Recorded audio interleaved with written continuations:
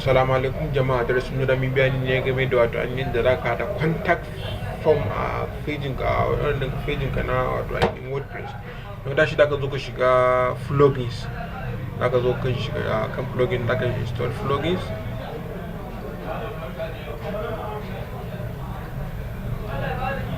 Wannan shine plugins din da muke da shi, da mu ga shi na mai clicking akan add new. Wannan shine da muke da shi online, in kai connecting da online kana shiga da ɗin nuna maka su. Ka tashi da kai searching a nan wurin, kai searching misali contact, dai searching ya nuna maka wanda ake da shi, ya mi click din wanda muke so mu yi amfani da shi.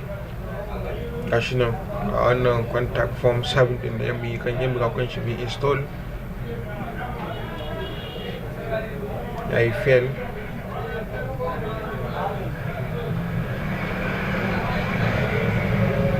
Sake dawa mu duba shi a ga bai ba. Mun tashi da mu je mu shiga website nasu. Yawanci in kana da local computer akwai wasu matsalolin da zaka gani kala-kala. Wannan yanzu the best one ne ka je ka shiga website din su wordpress.org. In ka tashi a ciki zaka je kai searching din sa, ka je ka duba sa. Tashi zaka zo kai searching a nan gurin. Ka sa kurin contact. Kai searching. Zaka sa completion, zaka sa contact din kurin. Zai watsa maka duk wanda ake da shi. Yanzu ga sunan muna da wa'innan a nan. Yanzu misali muna buƙatar mu ɗauki wannan ya mu kiliki a kansa. Gashi na buɗe mana sai mu zo mu kiliki a kan download ɗin nan. A gashi nan ya fara ɗaya downloading wasu wani zip folder a nan wurin.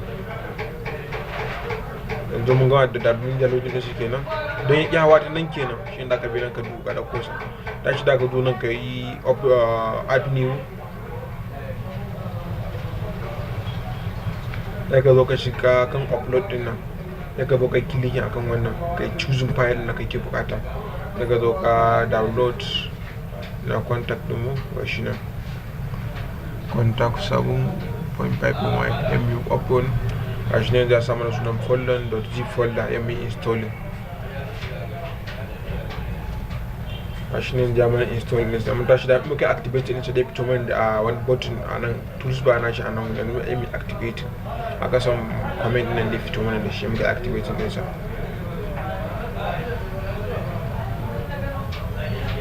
To gashi ne yanzu mun yi activating din sa.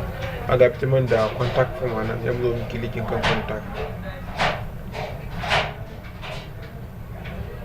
Mun tashi da mu zo mu yi copy wannan abun. Wannan code din mai copy sa domin mu yi copy, sai mu je mu kan pages, mu yi creating na pages din mu da mu sashi mu add new. Mu samar suna, yanzu misali mu samar contact us. Sai ka zo kan nan wurin cikin text nan da ka yi pass din sai duk kudin ka ana ake sashi, cikin nan kuma zallar rubutu ake sawa. Da muka zo muka passing a cikin nan wurin ya fitar maka da shi exactly a nan din iri daya. Ka dashi da ka yi publishing din sa. Haka damu dan haka bai nuno maka a cikin nan wurin ba, ya wannan ya nuno maka ya rubutun nan. Haka yanzu ya yi updating, daga da kai biyu na posting din ka.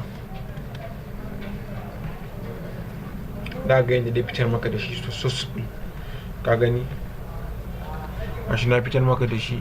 Your name, your email, sai kuma subject, sai kuma wajen da aka rubuta comment ɗinka kai posting ɗinsa a nan wurin.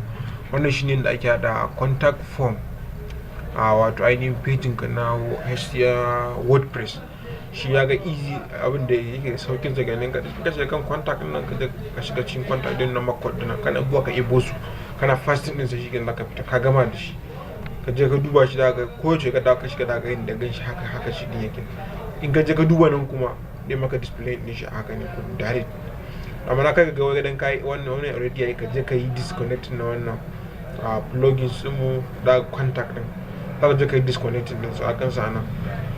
Disactivating kar ka yi kun ka bar shi activating din ka activating shi kenan kan kwance. Wannan shine da ake hada wato ainihin contact page contact form ko page ma page ka na wato ainihin WordPress. Wannan shine da ake hada sa. Mun gode da ku ta page ku da sada zumunta da mutane ra'ayi na wato ainihin Facebook Hausa WordPress da ku turo mu sakonnin mu ta householdpraise@gmail.com. Ni ne naku Adrama Muhammad. Da ku iya turo mana, da ku iya duba bidiyoyin mu ta cikin YouTube. Muna da channel ɗinmu gaba ɗaya na web design da muke da shi. Mun gode, yawwa sai an